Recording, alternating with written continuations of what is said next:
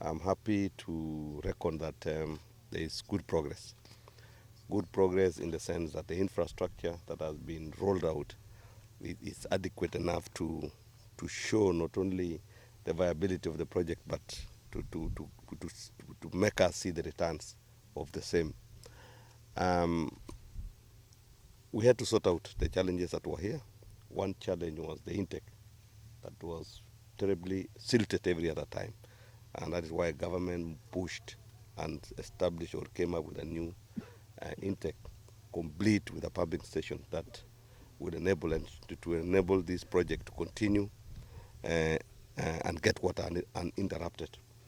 We've done, you've seen again, we've done a 450,000 cubic reservoir, which has settled the silting problem, complete with the pumps that will evacuate water to come to this center pivots. We can see that there is huge progress. All the center pivots are working. The investors that we have in this project, in this site, are three, and all the center pivots that were installed sometimes back are working. It is only, as you are aware, agriculture farming is progressive, and we are happy. We're happy now that we have already planted about 700 acres of seed maize, and the investor is working overtime to ensure that by October we shall have 3,200, and by next year February we shall have about 5,000 seed maize. What I mean by seed maize is that this is what will be planted. The ones that you call Kenya seed is seed maize. You plant differently. And we want to close the gap of the deficit. You know, we import also seed maize from South Africa, from America, from other countries. So we are going to sort out that one. And we are happy about that. This project is phased. It is phased. The kind of infrastructure that we have now can comfortably support 12,000 acres. So as we are moving forward by next year February, having rolled out 5,000, we will now have adequate capacity to move very fast, so that we can cover the 12,000 acreage that we want to do.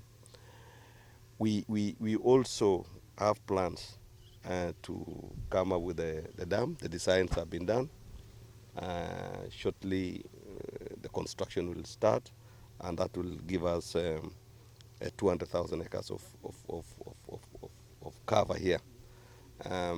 Steadily so, we are moving steadily, surely. The investors here have men and women who are professionals. So as we are planting, as we are doing all whatever husbandry that we are doing on whatever group that we are doing here, we have also infused researchers with it. We have embedded researchers across so that we get data, we get information that can enable us improve our agricultural activity around this area. And even the data that we receive, again, will inform improvement, improvement of our approach. We are also feeding the research outcome around this place is also feeding universities and other research institutions across the world, so that we don't do things in a very Juakali way.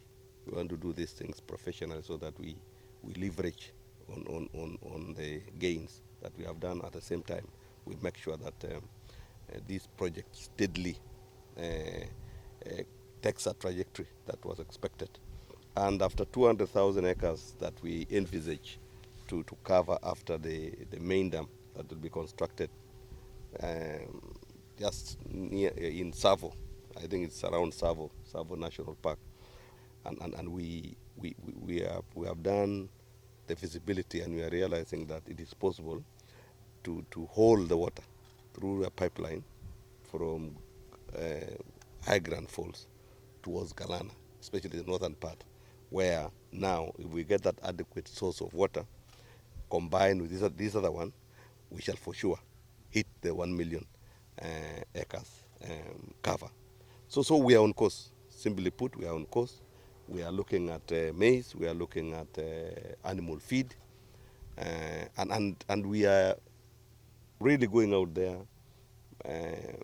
talking to investors to come and look at whatever we have, the soils that we have, the expansive land that we have, so that they can also propose whatever crop that they want to plant. But focus is food security in terms of human and also animals that we are focusing for now. And besides this, we are also having investments in Bura. We have already got two investors. One investor is taking up rice production of about 40,000 acres, while the other one is taking 35,000 acres for sugar. So we are good. We are trying to approach the food security strategy in focusing on crops that we have deficit. Sugar, we have a serious deficit of about 600,000 metric tons. Rice, we have a serious deficit between 700 and 800,000 metric tons. Maize, we are struggling because the traditional maize producing area like North Rift and the other one, the land is not expanding. People are becoming more, the demand is more, and we need also to rethink on how to produce. Over and above that, large scale farming is more efficient, more cost effective, and that is why we are moving out in a big way to ensure that we leverage on the resources that we still have as a country to assure the citizens that we are food secure. We want to also acknowledge the hard work and the team of professionals that are working under our PS of irrigation and also PS ASAL, where they are working very hard. Tarda, Tana River Delta now, we have already an investor who has done, he's now on 1,000 acres of rice. They are trying to expand to 5,000. So you see, we have a multi-pronged approach. Several sites are on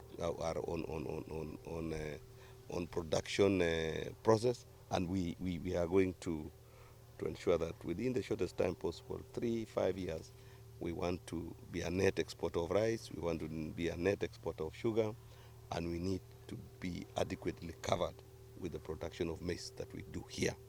Over and above that, we need to have enough animal feed so that the cost of production of milk and beef also comes down, and our people will afford and also have some savings to invest elsewhere. When this administration came into power, we realized that the fiscal space was so tight. The tax base was narrow. It was impossible to collect taxes and invest the same for huge, serious projects like this one. So the option that is internationally accepted is PPP. You bring in the private sector to do that would have otherwise been done by the government. And that is why it is called public-private partnership. It is a partnership between government and the private investors. So the government are providing assets, like Galana, for example, and the investor brings in money. The government here is supporting the private sector on huge infrastructure establishment. And what is our objective? Our objective is for the people of Kenya to be food secure, isn't it? So the private sector has come in, invested, get their money. The government has invested a little bit less than what they would have done, and the project is on. So we are seeing an acceleration of development through PPP. Roads, where we are scouting around in getting people want to invest, and it did not start this other year.